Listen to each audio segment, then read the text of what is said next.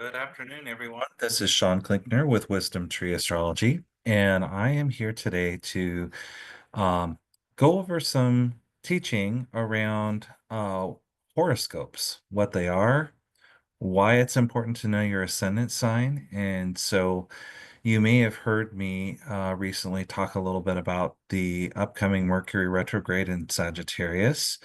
And I'm going to be preparing horoscopes for all 12 rising signs in preparation for that. That'll be released exclusively on my Patreon.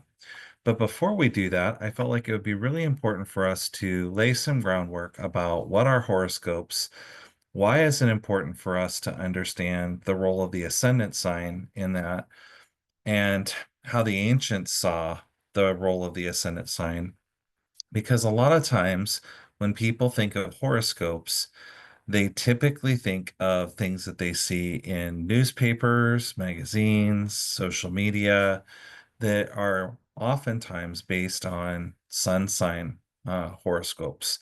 And there are sometimes ways that people relate to that because your sun sign does give you some archetypal significations of um, the zodiac sign that it is in, and there may be some relevance of that to current transits.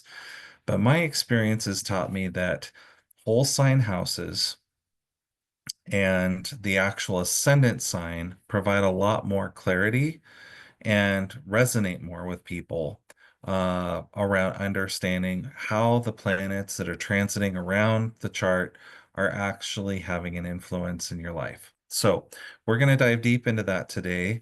And I have prepared this presentation to just support us in learning a little bit more about horoscopes and the ascendant sign. So, thanks for joining me. And we're going to go ahead and proceed. So, one of the things that is important to understand about astrology is that astrology offers us the opportunity to practice self-awareness and also to gain insights around divine patterns that might be showing up in our life, in the world at large. And that can be something that is very unique to the individual. And there might be things in common that people recognize in the collective, in the community. And astrology gives us a window into that because of how the planets move through the signs.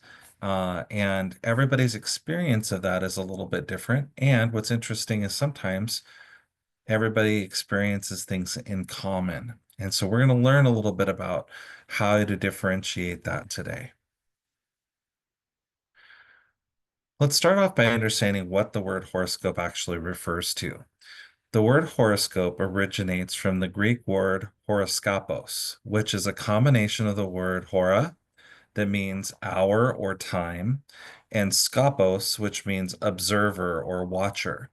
So the roots of this word actually have something to do less with foretelling or predictive work that we think about when we normally think of the word horoscope. And actually, it points back to the ancients' understanding of the ascendant sign. Horoscopos or horoscopos referred to the actual ascendant or the rising sign, as some people call it in a birth chart. The rising sign is calculated at the exact time and place in a person's birth when they enter the world. So it later came to refer broadly to a reading that was based on the planetary transits at a given time, like the natal chart reading, and how that was used to kind of forecast or divine omens about a person's life, or how transiting planets to the natal chart were bringing about certain kinds of omens in a person's life.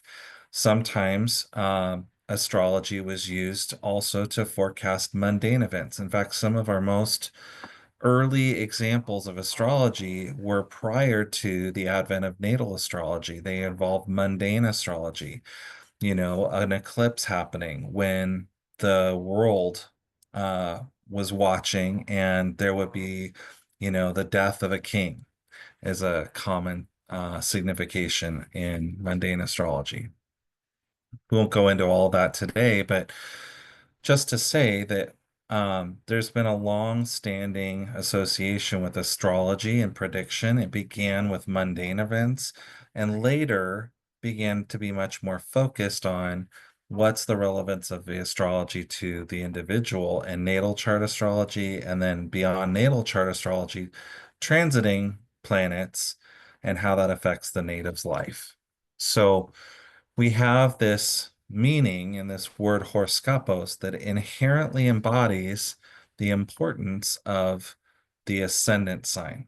And now let's talk a little bit more about what the ascendant sign is and how to understand what it means.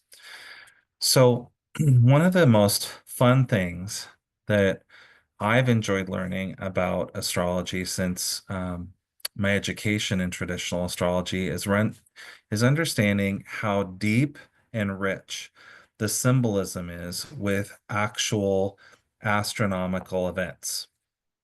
So one of the things that we can understand is like the ancient astrologers formed their understanding of the meanings of the planets by actual observation. They would spend time year after year observing the planets moving through the sky, the times of day, through the specific zodiac signs, and observing and documenting things that were happening in real life, both on a mundane level and on a personal level. Well, there's tremendous beauty in understanding how, the time of year, the quality of light in the sky based on the season and where you're located on the earth actually relates to the understanding and significations of some of the signs, some of the planets. And this is true for the ascendant as well. The ascendant was always based on the first house of the astrological chart. And why that's significant is the horizon line was the line between the ascendant in the eastern horizon and the descendant in the western horizon, where planets would set at the end of the day. And so we have this unique condition in both the first house and the seventh house, where the sky is above, and any planet that is moving from the first house up into the sky from the 12th through the 7th, those planets were visible to human beings. It was the area of the heavens. Anything below the ascendant descendant line was considered the earth. It was the realm of matter. It was the realm of planets being in the subterranean environment, hidden from our view. So the first house, or the house of the ascendant, was known as the place where spirit and matter meet, because it's the place where the sky and the land that we stand on were both visible to the eye. And that had a symbolic meaning of the place where spirit incarnates into matter. Additionally, the first house of the natal chart was considered to be, like I said before, the eastern horizon. And so as the planets and zodiac signs the constellations would move up and over the horizon, if somebody was born at a particular time, they would take a snapshot at that moment, and the sign that was on the eastern horizon, the zodiac sign, was considered to be the ascendant sign for that individual. It was considered to be an omen around the character and the nature of that person's life. We'll learn a little bit more about that as we continue to talk about the significance of the ascendant. But for now, it's important to recognize that the first house, or the house of the ascendant, was very much uniquely tied to the moment of incarnation, spirit meeting matter, and the sign of that house and the ruler of that sign were considered to be of profound importance around understanding the character and the identity of the individual who was born. The eastern horizon was also the place where we would watch planets emerge from underneath the earth and move into the sky.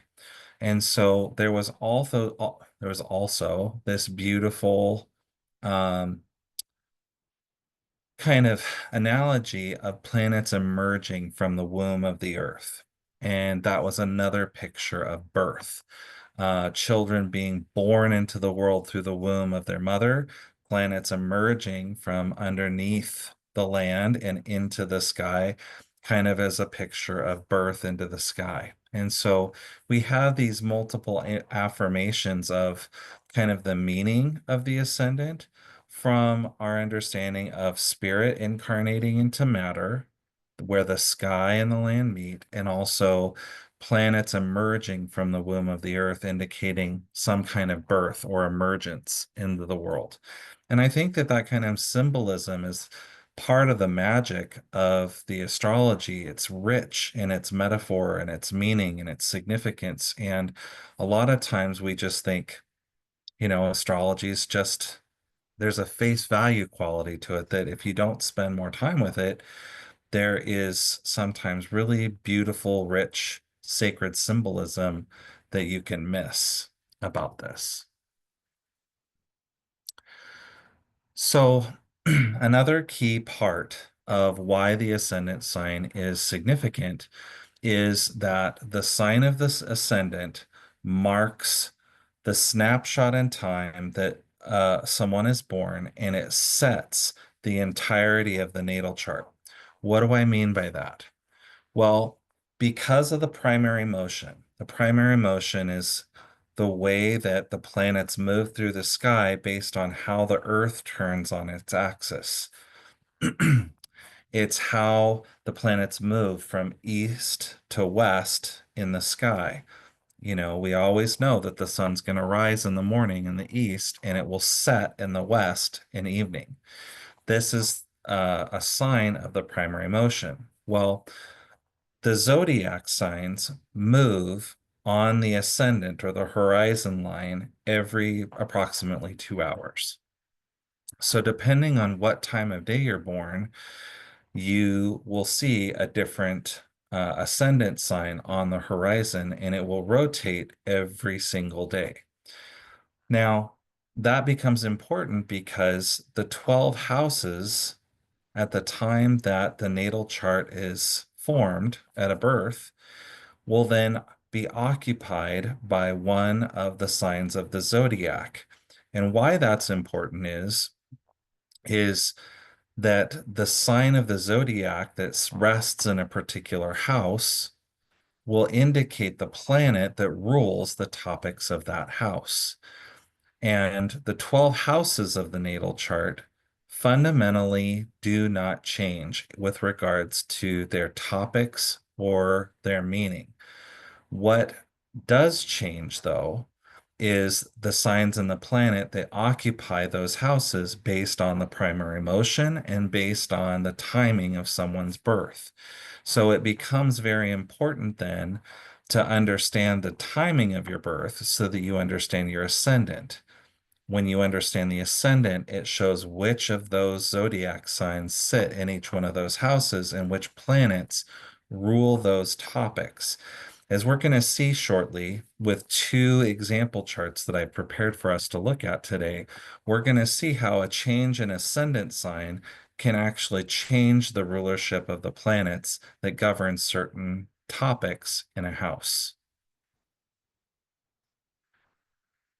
I like to think sometimes that this primary motion where the planets are moving, you know, through the sky or on the horizon is a lot like musical chairs. How many of you have played the game of musical chairs? The music starts, there's a certain number of chairs in the room, and everybody starts walking around in a circle while the music's going, and then all of a sudden the music stops. And what happens when the music stops? Well, everybody goes to reach for a chair, right? Well, it's sort of like that with setting the natal chart.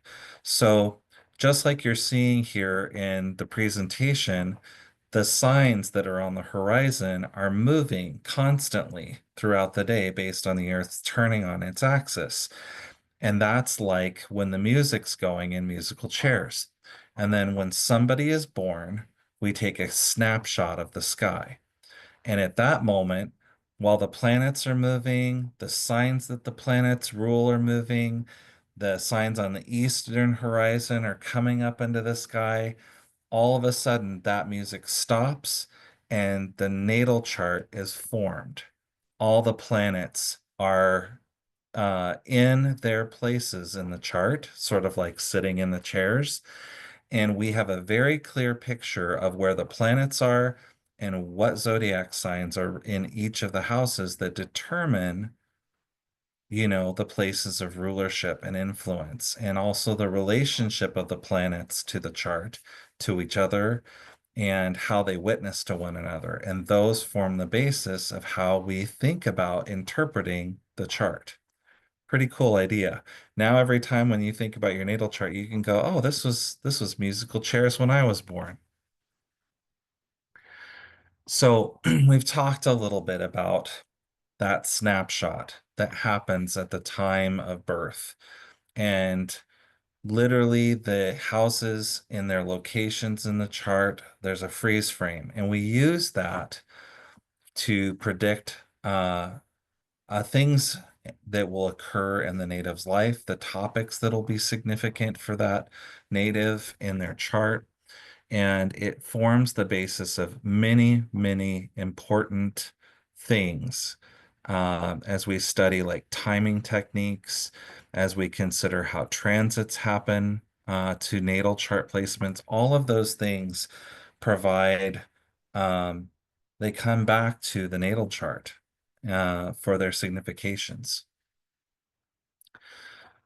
Coming back to where we began our time today, most modern horoscopes are created based on an individual's sun sign. The challenge with this is that the sun doesn't determine or set the topics of the natal chart.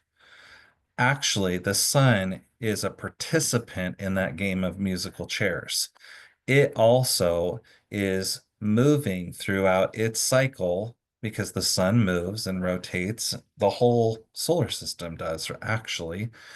But the sun is a participant in that game of musical chairs. And so horoscopic astrology might speak to some things that a sun sign horoscope would relate to, but there's going to be a lot of it that may not make sense for people based on where the sun's actually at in their chart or where other planets that are transiting and that are creating movement and patterning in the skies that have very specific meanings to places in your chart natally. That all is determined by the ascendant sign that you have. And so, as we're going to see very shortly, there can be very different kinds of horoscopes and meanings when you consider the ascendant or whole sign astrology versus sun sign astrology, where the sun is treated as the ascendant. And that means that the sign that the sun is in forms the first house. In whole sign astrology, where the sun is may not have anything to do with the ascendant unless the sun is actually in the first house. And that's an important distinction.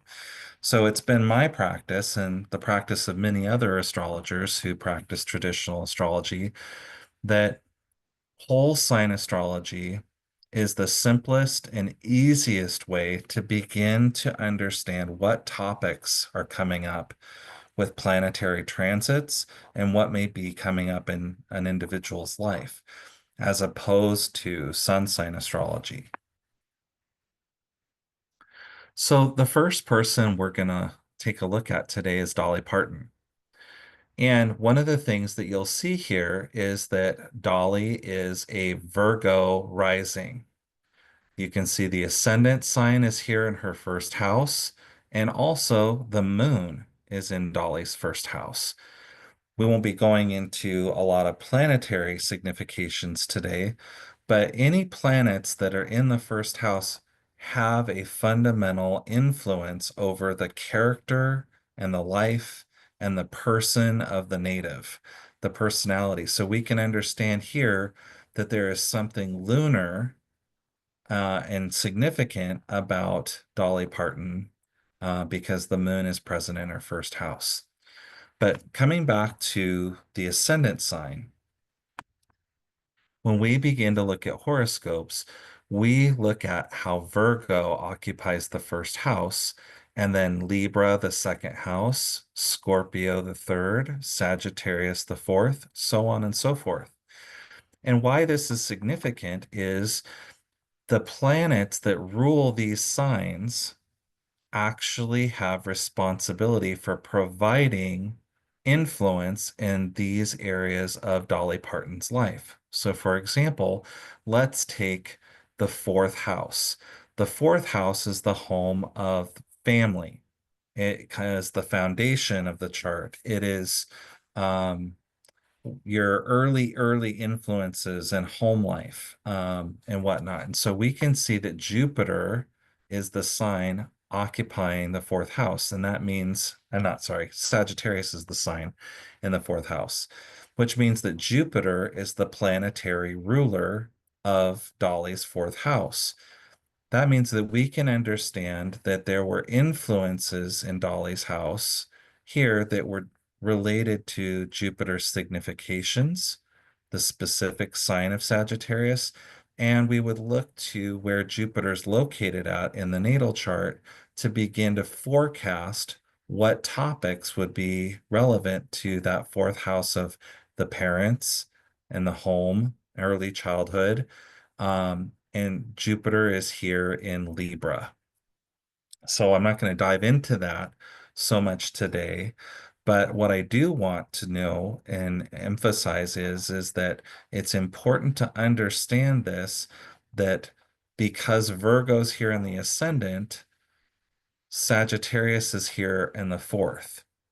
And that means that the sign that occupies any given house, that planet will rule that sign, whether or not it is present in that house.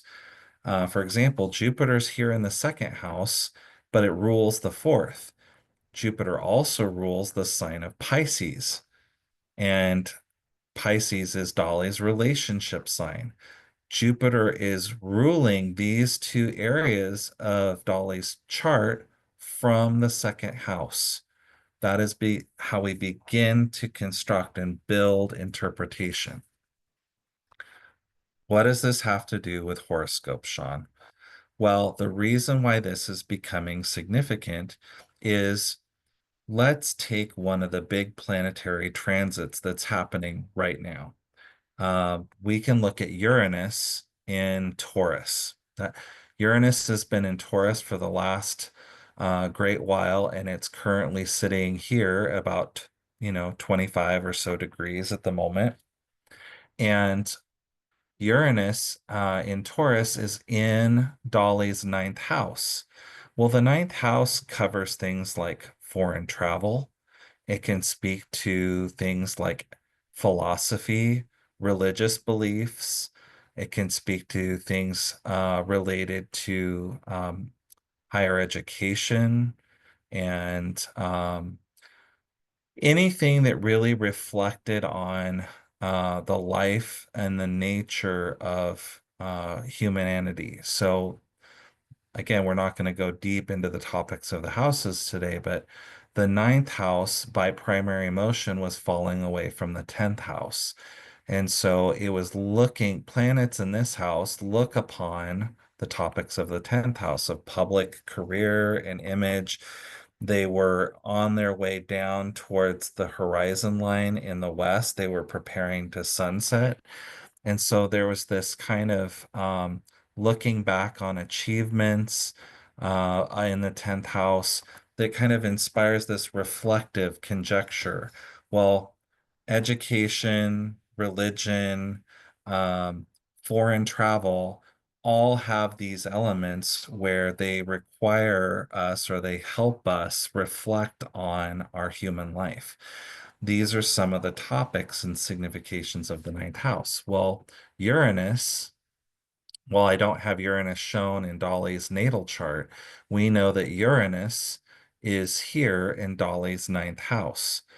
That means that there are things related to those topics that I just mentioned that Uranus is interfacing with. Another good example would be the sun. So currently, the sun is transiting through the sign of Scorpio and it's preparing to move into the sign of Sagittarius. Any aspects related to the sun in Dolly's chart are going to bring up things that are third house topics. The third house topics could be things like things going on in Dolly's neighborhood, things that are in her kind of everyday routines and the activities that she does when she leaves the house. It could involve communications. Maybe she's got some radio interviews that she's doing that are a part of daily talk shows on the radio or podcasts. These are the kinds of topics that come up in the third house. So, with the sun transiting through the sign of Scorpio, sometimes things will see evidence of third house topics that the sun is giving illumination to. That's just one example of how you can take a planet, you can take the planet's significations and the meaning of that particular astrological house, and you can bring them together to begin to form some ideas about what is showing up in my life right now based on where the planets are moving. Now, if you didn't have a Virgo ascendant and we were tracking Uranus and the sun, it would be showing up in a different area of the chart. So let's take a look at another example. This is another famous person that we know, Robert Downey Jr. We can see immediately that Robert Downey Jr. is a Leo ascendant. He doesn't have any other planets in his first house. We see Mars here in the second house of Virgo, Jupiter and the moon up in the sign of Taurus, and we see Mercury, the sun, and Venus here in the ninth house in Aries. So let's just pause for a moment and let's think about those two planets that I just mentioned. Let's start with Uranus. Uranus is transiting the sign of Taurus. It is moving over like the 25th degree approximately right now. And while I don't have the degrees here, what we can roughly understand here is that for Robert Downey Jr., Uranus has been moving through his 10th house of career and public image. And not only is it moving through that particular house, it's making aspects by whole sign conjunction to his moon in Taurus and Jupiter in Taurus. And if you think broadly over kind of the last 10 to 14 years, because Uranus is in a sign for a longer period of time. I'm actually not remembering at the moment how long Uranus is in a particular sign, but we've seen remarkable changes in Robert Downey Jr.'s um, public career. I mean, he's had some fantastic success in the arena of acting and movie making. I think of all of his involvement with um, the Marvel movies, with Iron Man, his role as Iron Man. I think of many other roles that he's played in significant movies. And we've seen kind of this reinvigoration of his public acting career. Well, Uranus transiting that 10th house has been bringing emphasis and like energy and sudden changes, power, kind of like transformative, um, lightning like sudden changes. And we could probably find multiple examples of that in Robert Downey Jr.'s life, with Uranus transiting through Taurus. Let's take another example here and look at the sun.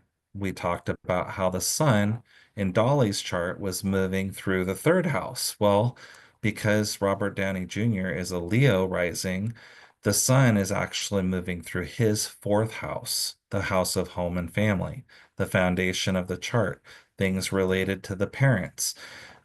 Interestingly, that sun is on its way finishing through its transit in Scorpio, and it's about ready to enter into Sagittarius this month. Well, it's making an opposition to Uranus and Taurus. So we have a sun opposite Uranus moment that's happening, and that will bring together topics related to parents, the home environment, and public career that, in an opposition, brings tension. It's two powerful planets that are in opposition to one another. So we would look at the themes of the Sun and Uranus collectively.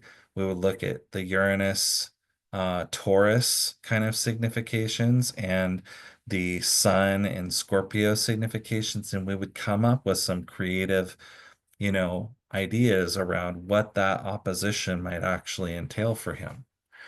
So why I'm taking this time to go through this is I wanted to point out how one thing changing in the chart, like the ascendant sign, can radically alter the topics that are in consideration with regards to horoscopes that are being offered.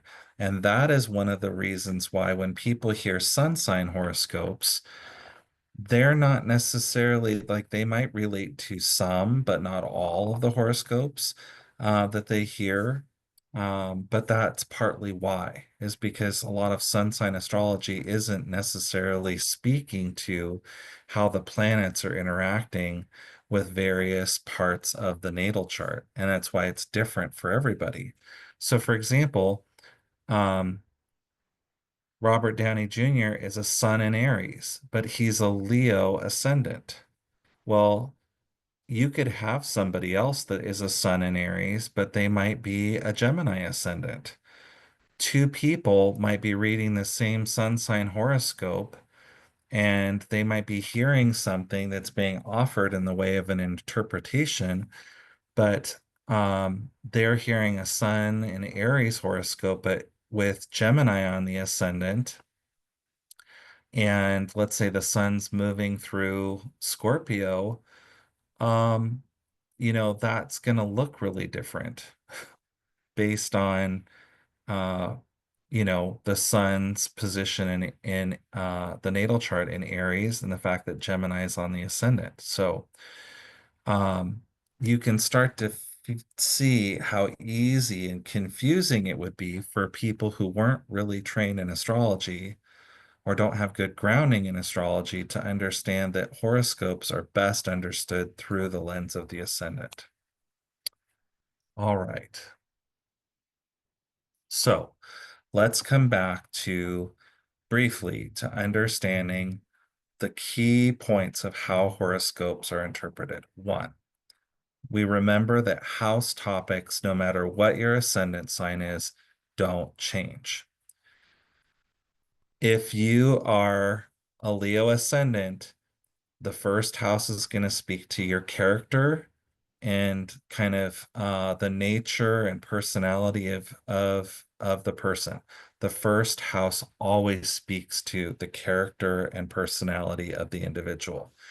The second house is going to speak to things like material resources and things that support you in life. Third house is going to be things related to community, the early education or primary education, things that are just outside of the immediate home in the fourth house. So things related to siblings, extended family could be topics of the third house, and so on and so forth. It doesn't matter what the sign is here because the topics of the third house or the topics of the second house fundamentally don't change.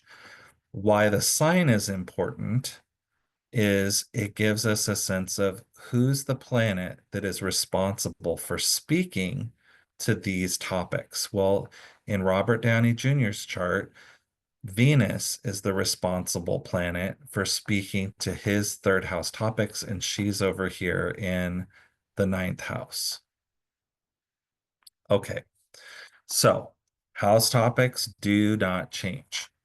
Um, Second thing we think about with horoscopes is, are there any planets in the natal chart in that particular house? So as we begin to look forward to the Mercury retrograde horoscopes that I'm going to be doing later this month for all the rising signs, you're going to want to look at where the sign of Sagittarius is at in your chart. And you're going to want to understand, are there any planets in my chart natally in the sign of Sagittarius? That would be a clue to pay attention to, because Mercury in its movement through Sagittarius will make aspects to those planets in your natal chart, and it will retrograde over them. And so there's something to be understood about that. Secondly, or thirdly, what is the zodiac sign of the house? And this kind of comes back to what we were looking at just a moment ago in Robert Downey Jr.'s chart. Libra was his third house sign. Libra is ruled by Venus, so we know that Venus rules the topics of the third house, even if she's not present there. Venus is in his chart. Venus is in the ninth. She rules the topics of her signs Libra in the third, and she rules his 10th house of Taurus. So we have Venus ruling the 10th and the third from the ninth. That's important for us to pay attention to, because what's happening with Venus in the sky might be important to understand as it relates to horoscopes for topics related to his third house and ninth house and 10th house for that matter, because Venus is present in the ninth. That comes to our next point, which is, where is the ruler of the house? Um, we won't talk about this today, but understanding planetary dignity is important, and what that planet is able to do related to its natal chart signification. So planetary dignities have to do with how comfortable a planet is, how well resourced a planet is to bring about its natal promises. Um, we won't, like I said, go into that today, but if a planet doesn't have good dignity, it's going to struggle more. We might think about how a particular planet going through a certain sign, how comfortable it is or how awkward it is in bringing forth its natal chart promises from a transiting standpoint or even from a natal standpoint. These things can influence a horoscope. And then lastly, what aspects are being made to a planet in a certain house? Are they good, supportive aspects like trines and sextiles, or are they challenging aspects like squares and oppositions? Um, that could be a whole class in itself, but fundamentally, when we think about aspects, we tend to think of conjunctions when a sign and a planet are meeting another sign in a particular house. So if we go back to our example with Robert Downey Jr., Uranus was transiting his 10th house and making conjunctions to Jupiter and his moon in Taurus. That is an intense aspect, but not necessarily a bad one. Trines and sextiles are more supportive aspects, and squares and oppositions are more challenging. So we'll look at this maybe here in Dolly Parton's chart. So if we take for a moment and we think about Pluto, let's look at what Pluto's doing right now. Pluto has been for the last 20 years transiting Dolly's house, fifth house of Capricorn. You know, it has been making contact with her Mercury, her Venus, and her Sun placements, and it is now about ready to move into Aquarius, where it will be for the next 20 years. Well, as Pluto is leaving Capricorn, not only is it making conjunctions to these planets by whole sign, it's been making degree-based conjunctions to the Sun most recently, and it's sitting at this 29th degree right now, and it is making aspects by opposition to Dolly's Saturn and Mars placements in Cancer. If we were to do a horoscope, we might talk generally about, um, for Virgos, about the meaning of Pluto and moving through the fifth house of Capricorn and how Pluto's influence would extend to the fifth house topics of pleasure, creativity, children, um, recreational kinds of things. And we might speak very generally to those things. Dolly Parton would have additional things to consider here because Pluto has been making a lot of connection points to her Sun, Venus, and Mercury, and it's been making an opposition to Saturn and Mars in Cancer in her 11th house. Those things are where that level of detail ratchets down much more closely for her because she has planets in the houses that we're talking about. The horoscopes that I'm going to be offering later this month are going to be more generalized. In this case, if we're doing Mercury retrograde horoscopes for a Virgo rising, I'm going to be talking about what Mercury retrograding through the sign of Sagittarius in the fourth house, what kind of topics that will bring up for Dolly or for Virgo risings. For Robert Downey Jr., who's a Leo, we would bump Sagittarius one more. Actually, let's just do this visually. If we look at Sagittarius, Sagittarius is here in the fifth house for Leo rising. So as I do Mercury retrograde horoscopes for Leos, I'm going to be speaking to the topics of the fifth house, and I will be making some conjecture about what themes are coming up with fifth house topics based on Mercury and its significations going through retrograde here, and also what's happening with Jupiter, and because Jupiter rules the sign of Sagittarius. So a little bit of complexity, but for all Leo risings, Mercury is going to be retrograding through that fifth house. And so we can understand, regardless of whether they have planets there, there's going to be certain topics and themes that are going to make more sense because they're fifth house topics, and that's where Mercury is retrograding that are going to be coming up for Leos. So hopefully that makes a little bit of sense. This is why astrological prediction can be complicated. It can be a little bit difficult without careful examination of all the factors that are in play.